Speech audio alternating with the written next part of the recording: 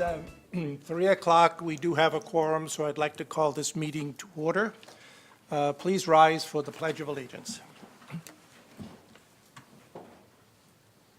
I pledge allegiance to the flag of the United States of America and to the republic for which it stands, one nation, under God, indivisible, with liberty and justice for all. Mary, will you take the roll call, please? Yes, sir. Mr. Hoagie? Here. Ms. Hurd? Here. Mr. Corrado? Mr. Depp? Here. Ms. Hairston? Here. Ms. Howard? Ms. Jones?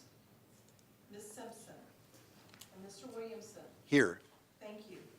Thank you, Mary. The first item to cover on our agenda is the approval of the minutes. The minutes of our February 4, 2014 board meeting, as well as the minutes of our February 18, 2014 special board meeting, were presented for review to all board members prior to today's meeting.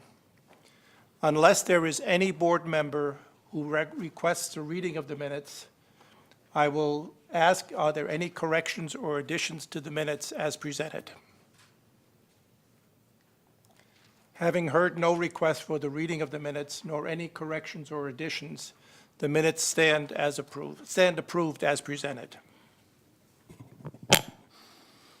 Special recognition. This is a bittersweet moment where we will recognize Larry Clark. Well, I'll talk from here.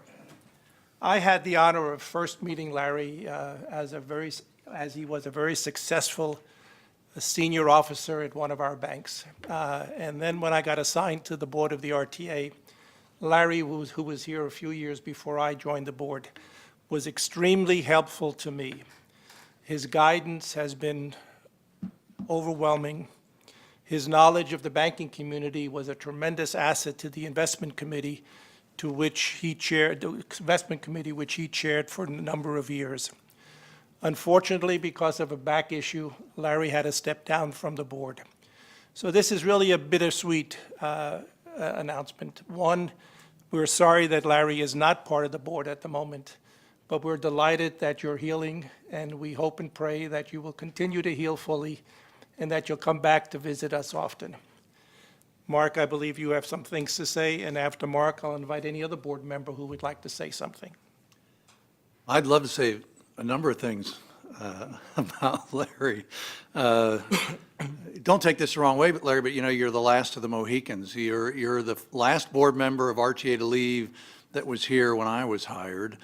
And I started to think back the other day about all the things that have gone on. Maybe to me, most importantly, that very first few months, we kind of huddled away and decided we had to make some big changes at RTA. And all of these issues, if you want him to, you could go into every one in detail, one at a time, and you would find Larry Clark's fingerprints on a part of all these things we did. First and foremost being our commitment to live within our means, to balance our budget, get our financial house in order, and make sure that the services we provide to the public were going to be available, in future years. That was absolutely critical. And Larry's perspective was not just as a finance guy, it was as a member of the community and knowing how important the service was to the community. That included our first strategic plan, where we made a commitment over a 3-year period to make a number of changes here that were critical to the organization. The reorganization, probably a set of the toughest decisions we made early on in my tenure. One, because we eliminated a great number of positions. We changed reporting relationships. And we made some tough decisions during that time that required incredible support from the board. There are also highlights, too, some sitting in this room today of people that we felt we had within the organization, the hidden gems, we always called them, that were given an opportunity to shine, and they have. The comprehensive operational analysis. I think Larry remembers that one in detail. When we had hired a consultant, and first ever in my career, we fired the consultant. And I had to sell Larry and Jim Newby on the idea of, we're going to fire this consultant, and I think we've got the talent in-house to finish the work. And we did, and we got the end result we wanted, I think, probably better than we would have had we just played out the role with the consultant. I could go on and on and on.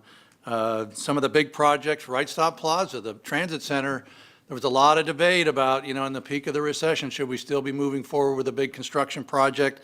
But I think Larry and others saw the value to the community, and it was an important time to make the investment in Dayton.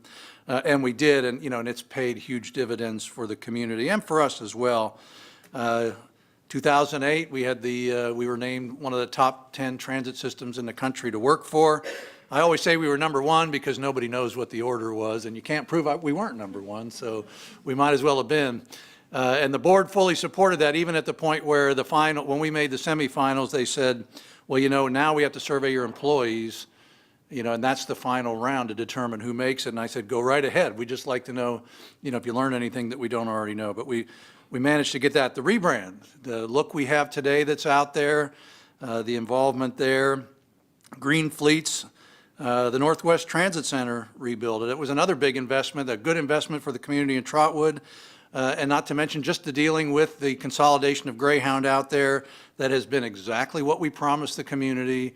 Very quiet addition that simply just added jobs to the community and good things that were out there. So obviously when I think of Larry, I think of a number of things. He was never shy about asking the difficult questions of any of us. And it was, whether it was a financial question or if it was an operational proposal we made and whether it was the right decision for the community.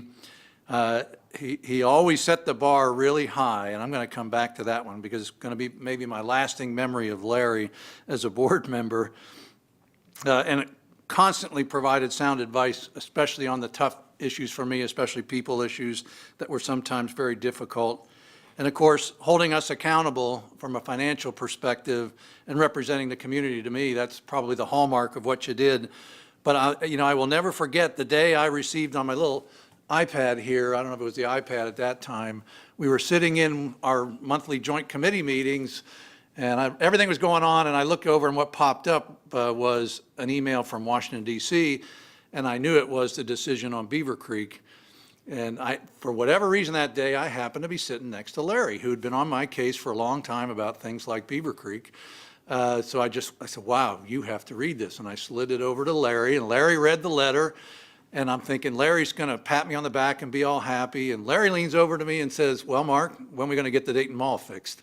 And he had already teed up the next issue for us. And I'm pleased to report, Larry, that that's back on the top of the agenda. So I can't say enough. I like to say that Larry's a friend, but more importantly, he's been a trusted advisor for me and all of us on the senior staff, and certainly a great contributor to the board for a long period of time. And I'm going to stop there and let some others chime in before we shake your hand one more time.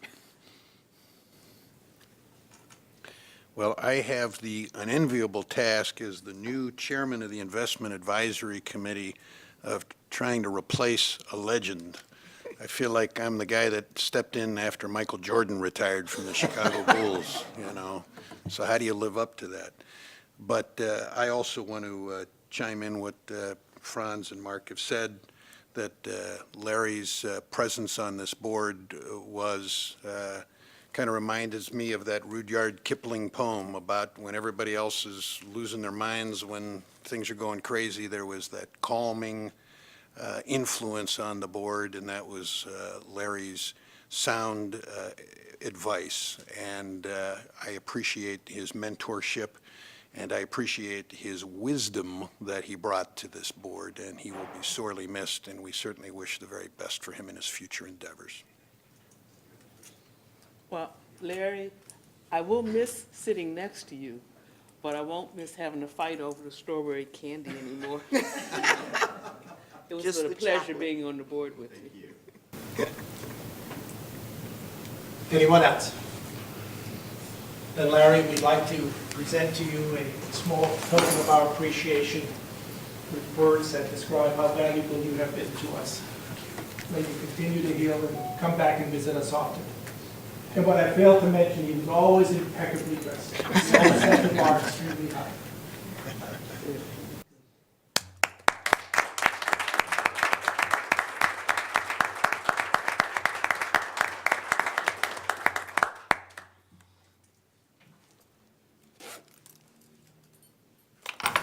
you know, it's just hard to believe all the things that we had facing us. Wow, you know, the list was enormous, and I couldn't remember half of those things.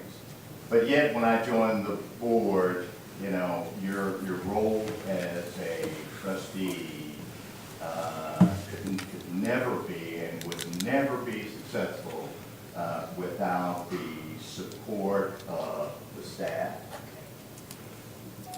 as well as our consumers that keep us in business. That support means a lot. Our company was going through some tough times when I joined this organization. We were a good transportation company, but as we grew and made those tough decisions today, we are a regional leader, and that certainly could not have been accomplished without those tough decisions made by the board, made by the staff, and the talent that we have there. And, you know, it's tough for me to reach this point in my life. My wife said something on our way here, and she said, you know when it's time. And how true that is, you know when it's time. After 43 years in my profession, wow, you know, I may have had 10 more yet to give, but you know what? It was time. It was time for me to enjoy the fruit of my labor and enjoy our daughter and enjoy different parts of the company, our country, and just unwind, just to take it easy. And I think I've deserved that, and that's yes.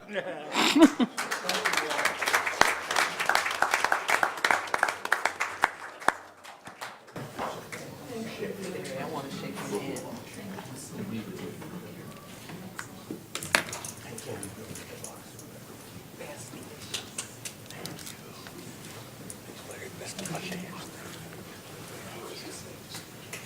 You two are special.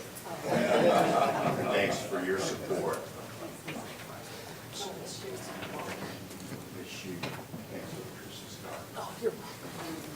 You.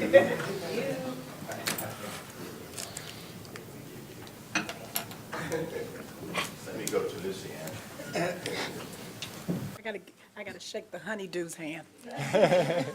He knows. I will. Happy trails. Thank you all. Okay, moving along to item number 5 on our agenda, and, I'm sorry, item number 6, the committee reports. We will have the Finance Personnel Committee, Sharon Hairston. The Finance, Personnel, and Planning Committees met on February 18th with the Finance Personnel Committee recommending one action item for approval by the Board of Trustees at today's meeting. Action item number 2, revised procurement policies number 4 and 10. Recently, there have been changes made to procurement policy number 4, sealed bids, invitations for bid, IFBs, as well as procurement policy number 10, small purchase procedure. The majority of the changes related to the executive director's increased spending authorization limit. Ms. Deborah Howard presented this action item at our committee meeting, and she is available today to answer any questions the board may have. If there are no questions, based upon the recommendation made at the committee meeting, I move that the Board of Trustees approve revised procurement policies number 4 and number 10. Second it. Okay, motion made by Sharon, seconded by Adrian. Are there any questions or comments? Hearing none, all in favor, say aye. Aye. Opposed, like sign. Any abstention? Action item number 2 passes unanimously. That concludes the action items. My report for the Finance and Personnel Committee.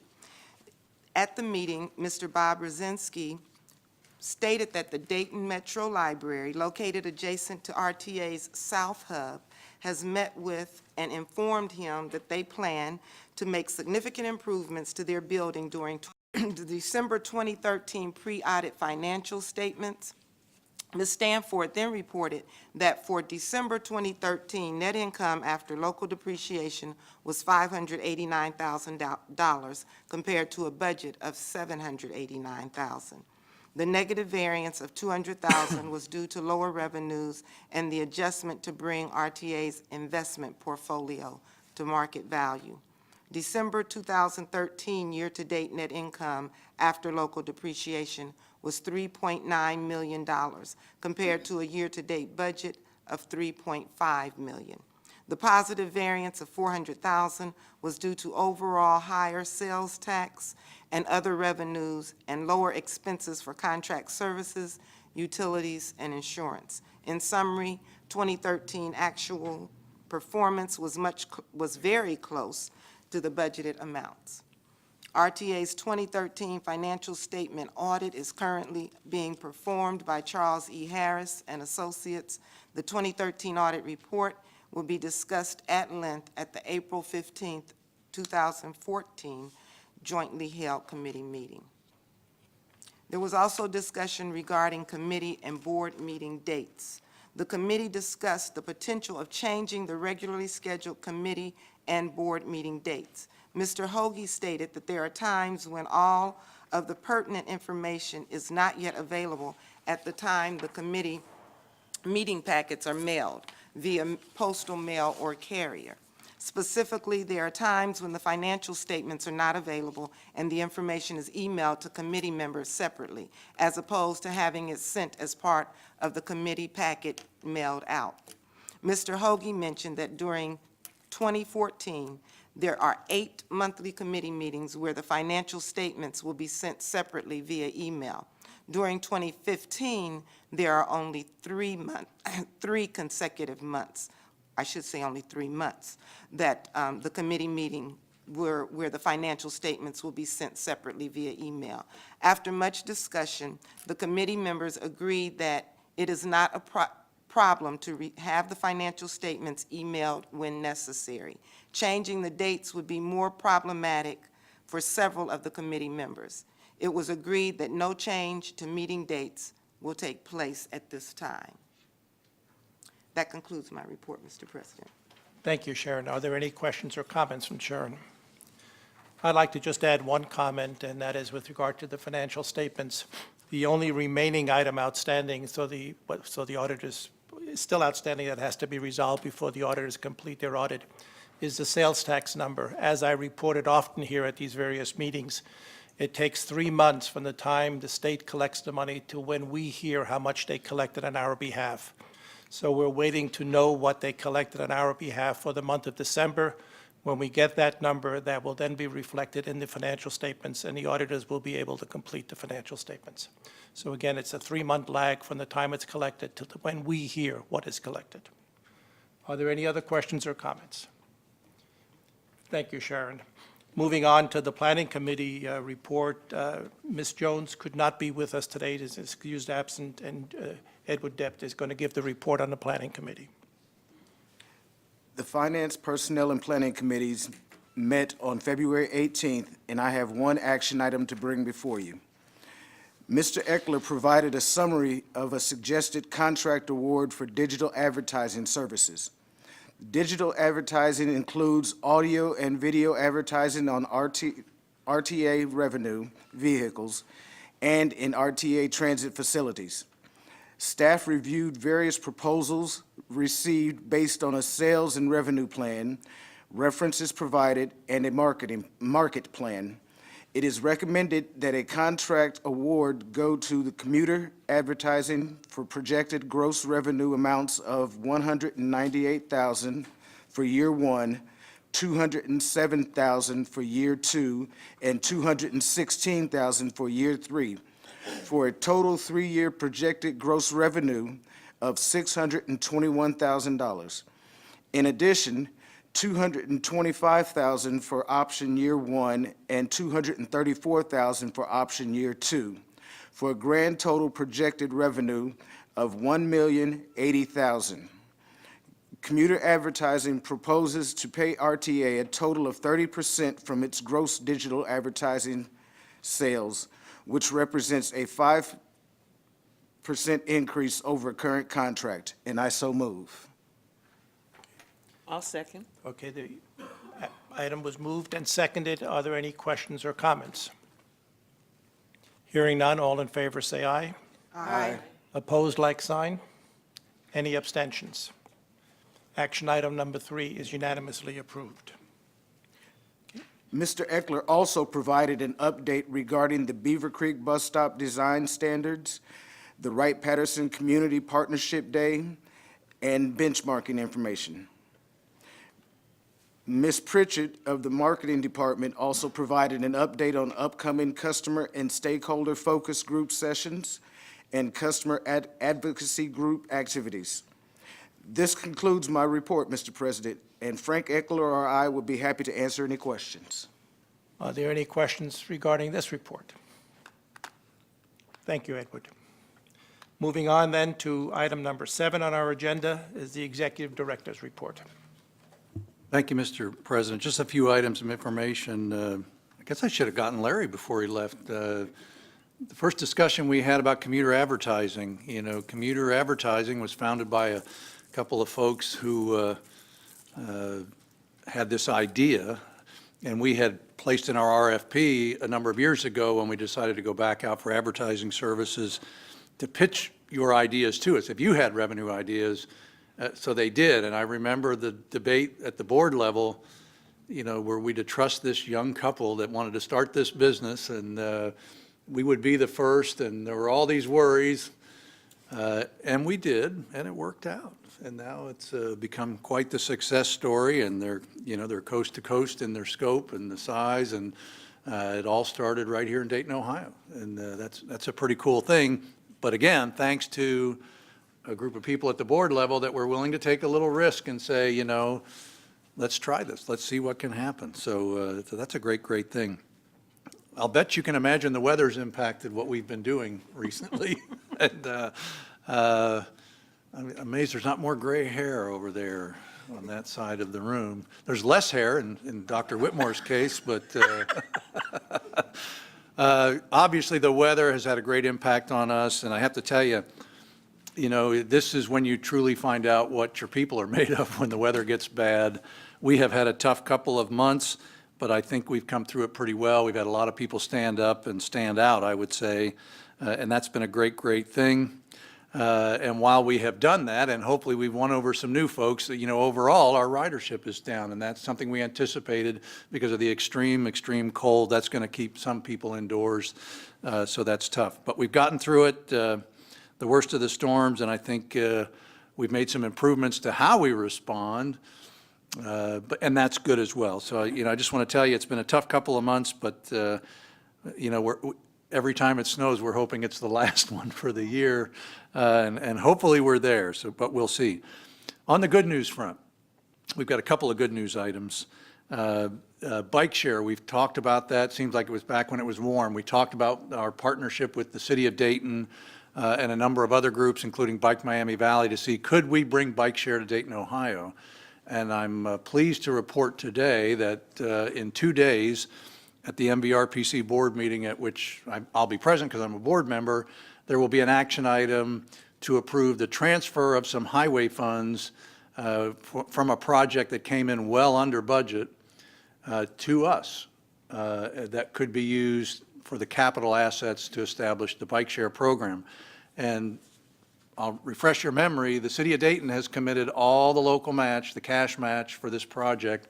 So while we would be the owners of the assets and be involved in a great deal of the operational side of it, there would be no cash out of our reserves to get this thing going.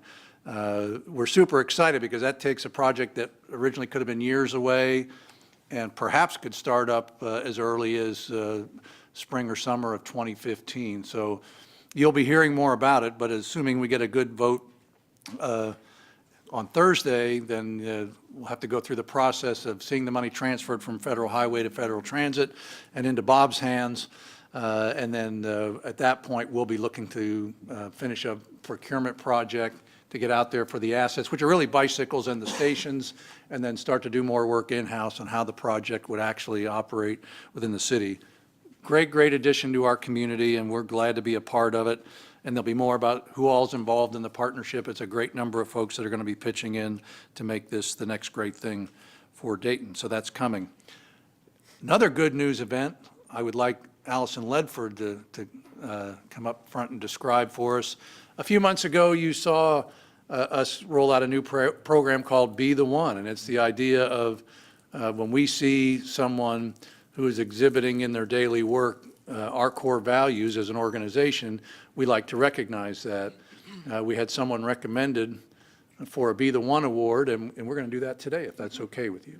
Certainly.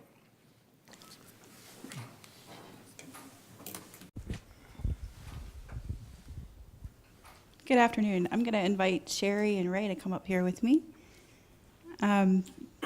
This Be the One award was nominated by Sherry Wynn. She's a supervisor here at RTA, and Ray is actually one of her operators in her focus group. Back at the beginning of February, Ray had gone to a home to pick up a Project Mobility client who is a dialysis patient, and it's a pretty common occurrence that we do that on our service. And when he arrived at the home that day, he had a neighbor of this individual that came out and seemed very distressed and very concerned about this person's well-being, and said, can you go in and check on them? We really think something's wrong, and we haven't heard from them, or haven't seen them, whatever. And he was kind of hesitant to do that because we really drill it into people that our policy is you do not go into people's homes for liability. But because of the distress of the situation, he decided to go ahead and take the initiative to go ahead and go in. And unfortunately, the end result was not good in that the person had passed away. But at the same time, Ray had made the effort to do that, and who knows how long that person would have been in there had we not made that effort. In addition to that, Ray was very good about coming back to the bus and really assuring the other passengers who had gotten to know this person, because they were a regular passenger. So we certainly want to recognize Ray for his efforts today.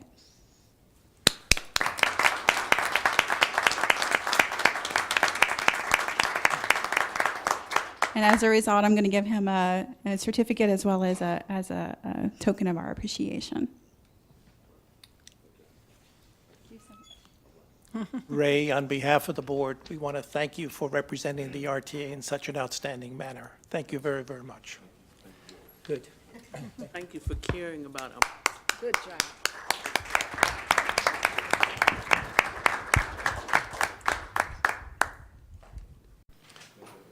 Mark, do you have anything else? Well, Sherry's pretty cool, too. We just want to, she's one of our supervisors. Just kidding. Just one more item. I would like to request an executive session at the end of the meeting to discuss a personnel matter. Certainly. Okay, is there any old business to come before the board? Any new business? We now then get to the public comment section, and I think it's appropriate where we have quite an extensive number of people who want to speak today to review the ground rules for which we really have to adhere to. And those ground rules are, one, state your name and address. After that is done, the green light will go on. That means you have 3 minutes to state your position. At the end of 2.5 minutes, the yellow light would go on to let you know that you have 30 seconds to wrap up your comment. And when the red light goes on, we would expect you to end your comment. If you have something you would want to discuss with the staff after the meeting, in some cases that may be more appropriate than staying at the microphone. With that, the very first person to attend is Sandra Smothers. My name is Sandra Smothers. I'm a citizen of Dayton, Montgomery County, and I'm here to speak today. Mr. Donahue. I've said this to you before, I think 2012, 2013. Those trolleys are the raggedest buses on the street You need to take them off early in the morning when it's dark. We had a driver to get shot. God gave us a wake-up call last week. And I'm laying in the bed and I'm hearing this. My phone was nonstop at 7:30 in the morning. That driver did not deserve what happened to him. And they need safety, they need bulletproof vests, you need to supply them for these drivers. Drivers need protection. West Town Hub and East Town Hub at night, 1:30 in the morning, I had one driver, matter of fact, the driver that drives our Easy Rider, she like to got hemmed up there by some guy. That is very, very unsafe. Things need to be taken care of around here. Security needs to be put out for these drivers. Protect your drivers that drive this for this company. These are the people you depend on every day to run this service. Start protecting them more. And I hope I don't have to come down here and say this to you again. But as I said, them trolleys need to be took off until 9 o'clock in the morning. In the summertime, it's fine, 8 o'clock. But they need to be took off early in the morning. You got drivers out here, some of them are scared. And if I was driving on your clock, guess what? I'd have my 357 with me. I'm telling you. Okay. The next presenter is Lynetta Day. My name is Lynetta Day. I stay at 1465 West 3rd Street. I'm with Sandra. Those trolleys, they are the regularest buses, 'cause I used to ride on them. I don't ride them no more. It could have been one of my kids on that bus when the driver got shot. That's one reason my children are scared to ride the bus, especially them trolleys. I wouldn't even ride them myself, but they really need to be taken off.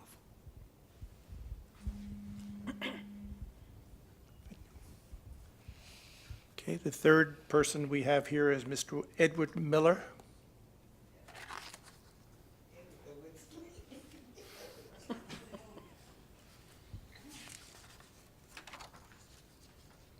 I can just give him that.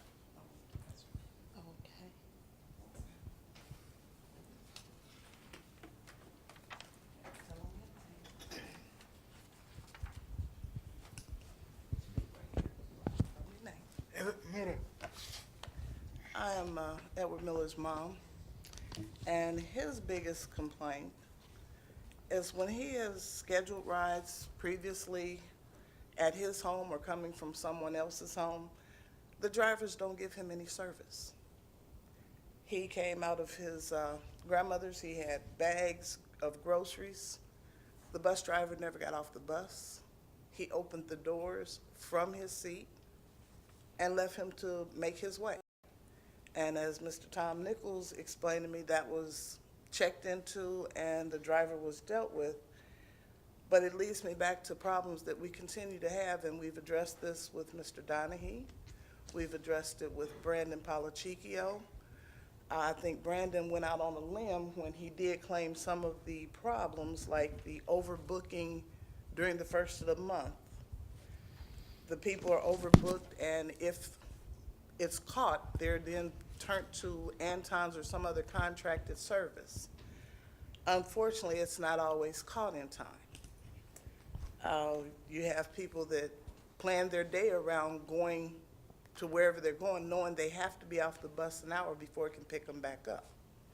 So therefore, if you start out your day and you have a plan, and RTA has knowledge that they've overbooked, according to Mr. Palachicchio, they try to call the person and let them know that they may have to send alternate service. This doesn't always happen. Sometimes people are left hour and a half, 2 hours late being picked up. In my son's case, I think her name is Sue Easton, came out to his apartment building because they had him coming out of his building, waiting for them at a designated area, which one driver designated. And all the other drivers drove right past him as he stood there in the cold. I live in Brookville, so it took his apartment manager calling me at home to tell me that my son had been left there. She saw the bus go by, but she didn't realize it was for him until she had finished moving another family into the apartment complex, and it was determined that he was standing there waiting, as he had been told, wait by the office, and they kept riding by. So Sue came out and she tried to make a correction.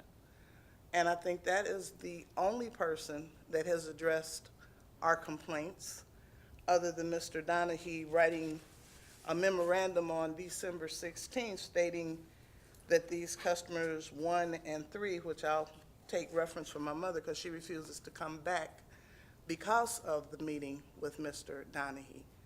He had no sympathy, he had no compassion, and he was very adamant that he was going to do absolutely nothing for her complaint of December 12th, when her power chair cords and the power chair, the phone cord, and all were taken when an Anton's driver showed up at the VA to pick her up.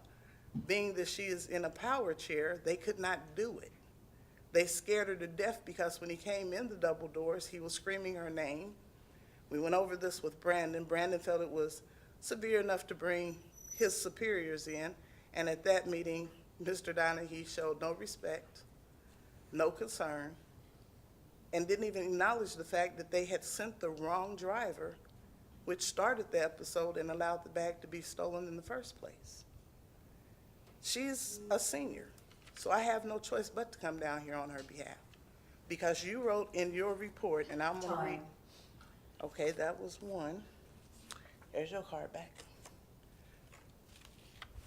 There, I had 3 sign-ins, because I have 3 different people I'm representing. Okay. So do I wait for the clock Okay. to start back up? According to the sign-in, you were representing your son. Yes. him And, my mother and myself. okay, and you already spoke to the other item that you said in your sign-in, and that was the power cord.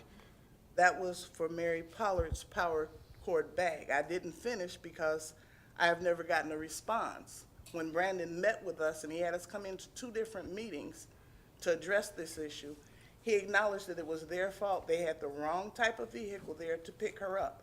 They did not call her to let her know that this was going to occur.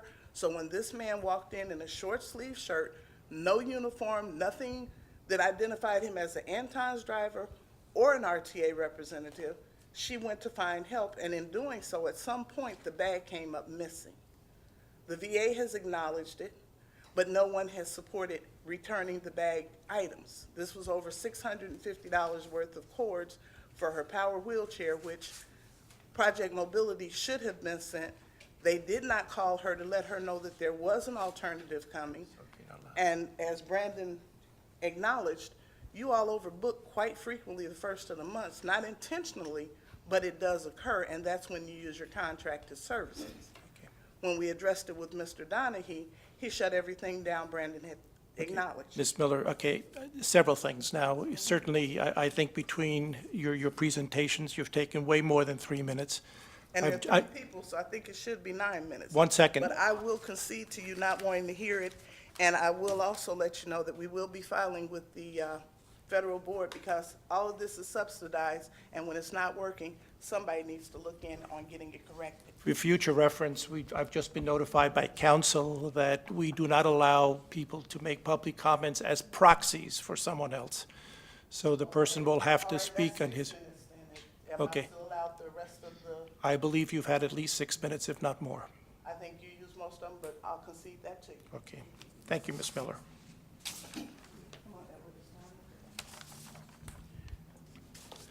And I believe the last person we have is caller Pitzinger. Did I say that correctly? Please. Did you want the microphone, or did you want to go up to the podium? Okay.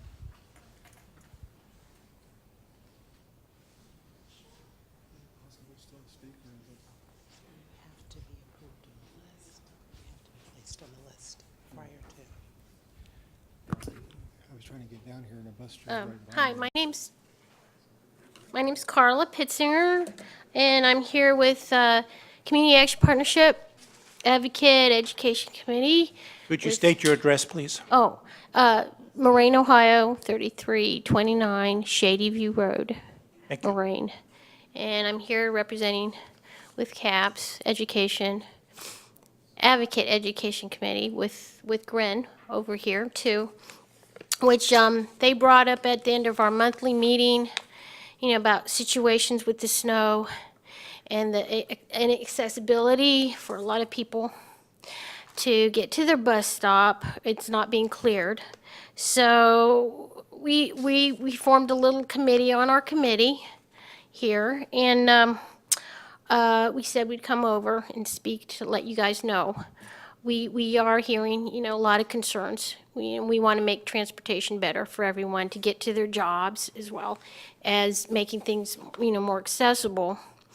And I called up a guy named Howard, I think, from your RTA, and he said there weren't hundreds, there was like 1,000 phone calls concerning the weather. And Debbie Freeze, the director, she said, if we can work on something, and I asked anyone if they'd like a shelter anywhere, and I explained, the city has to work with you guys on doing that. So we elected to have, we thought there could be a bench at Route 9 in front of Catholic Social Services Food Pantry in the House of Bread. I think there was one I heard a long time ago, and I spoke to the director over there who said she would, help out with that. So Howard said something about if there was 20 people that used that, they would do a head count for the week and divide that by 5 during the work week. He would put in a bench, and if more than 40 people a week used it, that he could put in a shelter. Well, I've been going there actually just about every day with a few people, from a few of our members too, here, and taking that bus. And every time I ask the bus driver, there's not being a head count done yet. So I'm like, if you guys can look into it, I really think people are carrying groceries they get, and there was 2 guys out in crutches out in the street on the other side of the bus stop where it was dry and flat. So I really want to stress that area to be, have a bench and be cleared out for the folks. There's a lot of people with disabilities that attend both places, both. And, on that note, I want to, please stress, it doesn't take much to remind the cities. I live in Moraine, and the one in front of Kroger's on Springboro Pike, it just piled up 3, all the time. And it doesn't take much to clear it out, but, I really wanted, I feel for that. Wow, boy, time goes by fast. Well, Carla, Alrighty. what I'd like to do is, if you wouldn't mind, before you leave, I'd like you to meet with Frank Eckler Frank and get some Heckler? more specifics. Heckler. Ooh. The gentleman at the end. He's over at the table there, and, Alrighty. because I want him to get the specific locations for you. So you understand, we have On automatic. Riverview. Well, Frank will, Okay. Frank will get the details from you. We have automatic passenger counters on the buses now, so you may not see Frank or Howard standing out there counting people, but we do get counts. A couple things about the weather. We had the same frustration every year when we get a lot of snow. We have 3,500 individual bus stops. It is literally impossible for us to remove snow from all of them. We get the major stops, the places we own. Technically, the property owners are responsible for snow clearing on sidewalks and things like that. We try to work with them as best we can, but we know there are times there will be stops that will not get cleared at all. And the drivers are aware of that too. They often alter what they do to try and look for the safest place to pick people up. But I definitely want you to get with Frank there before you leave, and Frank can get those specific locations, and we can take a look. I mean, Catholic Social Services, we work with them all the time. They may want to, partner with us on a project to improve their stop, and we're happy to do that. On one note, I keep getting, we got 3,000 stops. I know that. Please don't, I don't, Well, I find that as an excuse. I know you have 3,000 stops. I don't expect you to clear them all. Ms. Just, Pitzinger, we got your message, and we appreciate you I coming appreciate here, that. too. Thank you very But much. everybody's bus stop is as important to them as yours is to you, and it is difficult for us. And I'd like to make one more comment, or is there another public comment? No more public comments. A comment about project mobility, and especially the issue of overbooking. We have an option, and that is to deny trips. We have not done that because Allison and Brandon want to provide every single trip we can provide. Now, that does mean on days when we are out of buses and drivers, we use subcontractors.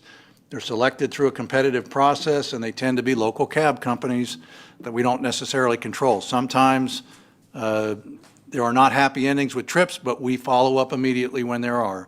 Just as in the case of Ms. Pollard described earlier, and I certainly respect Ms. Pollard's right to her opinion about me, but I can tell you, she did get an answer from us regarding her request, but her request was monetary compensation, significant monetary compensation with the threat of a lawsuit, and I explained to her that that was not something I was going to entertain that day, just so you're aware of my position on that matter. Thank you. Thank you, Mark. Okay. Any board member comments or announcements? Mr. President, if I may. Yes? Ladies Adrian. first. Well, I simply wanted to comment that I've enjoyed skating around town and seeing how clean our buses are. It's made me feel guilty enough that I've taken my car to the car wash. So it does speak to the maintenance department that you are representing us well. Every morning they go out clean. So I know somebody's working. So thank you.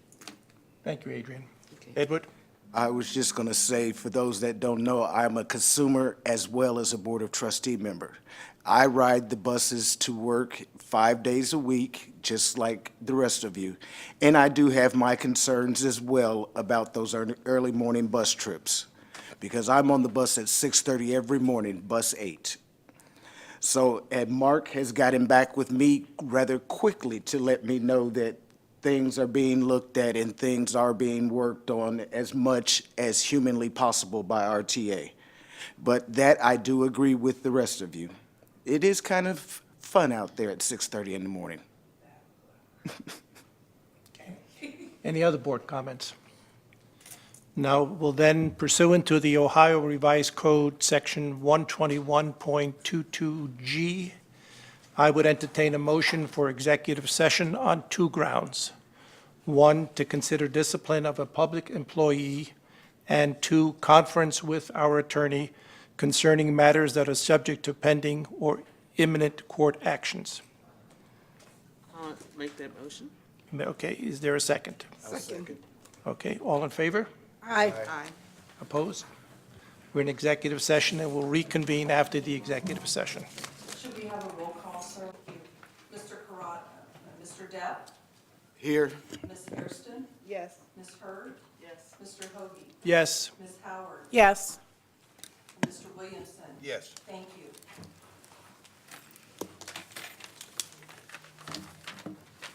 Okay, we're all back, so I'll entertain a motion that we come out of executive session and reconvene in our regular meeting.